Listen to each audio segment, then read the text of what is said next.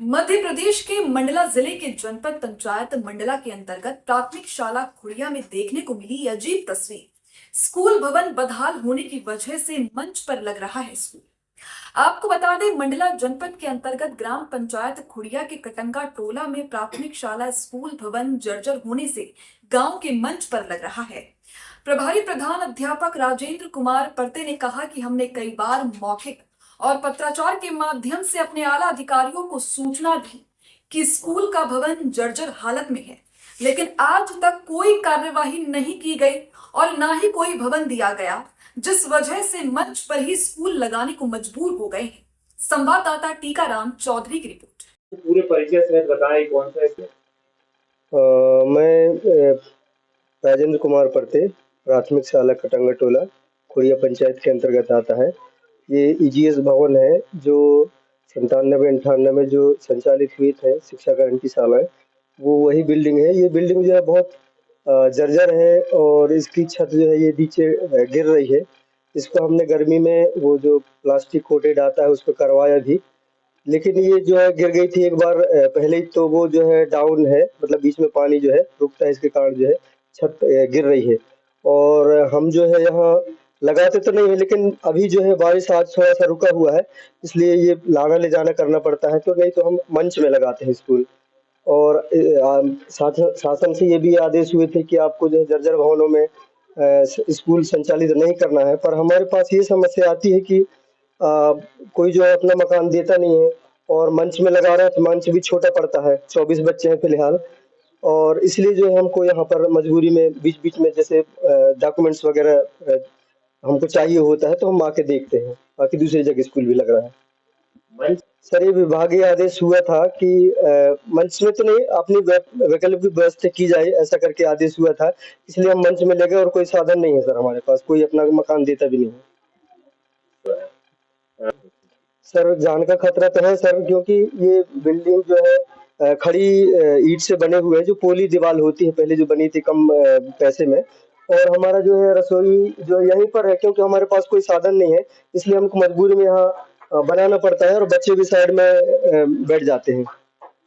जो मंच है वो बहुत बड़ा है, तो अगर मान लीजिए कोई किसी प्रकार की घटना दुर्घटना होती तो इसकी जिम्मेदारी कौन लेगा? सर, इसके संबंध में जो है हम पहले हम आ जाते हैं स्कूल में। है सर, वहाँ कचरा गृह है और जीव जंतुओं को बहुत खतरा रहता है, इसलिए हम बच्चों को पहले नहीं बुलाते, पहले हम आ जाते हैं, झाड़ू पोछा करवाते हैं। गोबर भी रहता है सर, आज गोबर साफ करवाया है, मैंने खुद किया हुआ है, बाथरूम भी था। और उसको जो है पानी भरा हुआ था, उसको साफ करके फिर पट्टी लगाया सर। इस तरीके की व्यवस्था है हमारे पास सर। क्या आश्वासन मिला है आपको विभाग से? विभाग से सर ये है कि हो जाएगा। अब मेरे को तो थोड़ा सा जैसे हमारे विभागीय लोग आए थे, वो गर्मी में मेरे को बोल रहे थे कि आप कुछ काम नहीं करवाते सर। थोड़ा सा पैसा आता है, उसमें हम साल भर का मेंटेन करते हैं। कुछ क्या नाम से स्टेशनरी वगैरह रहता है, इतने कम पैसे में मरम्मत कैसे करवा पाएंगे सर। स्कूल शाला भवन में जो है पानी ज्यादा आने के कारण जो है मंच में तीसरी और चौथी कक्षा में लगा रहा हूँ। कुल कितने बच्चे हैं जो यहाँ बैठ रहे हैं? यहाँ पर 11।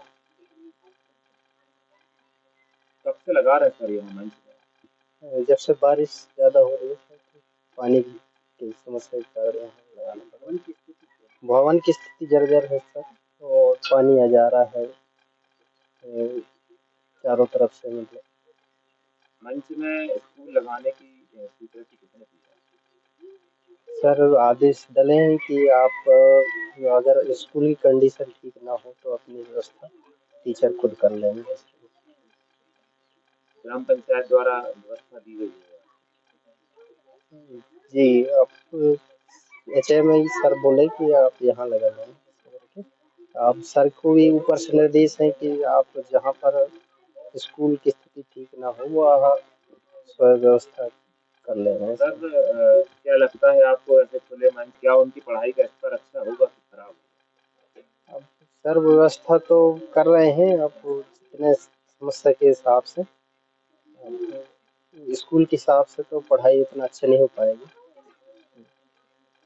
खुले नहीं हो यहाँ बाजू में कचरा घर बना हुआ है, बच्चे बैठ के पढ़ रहे हैं, जीव जंतुओं का खतरा है, क्या कहते हैं?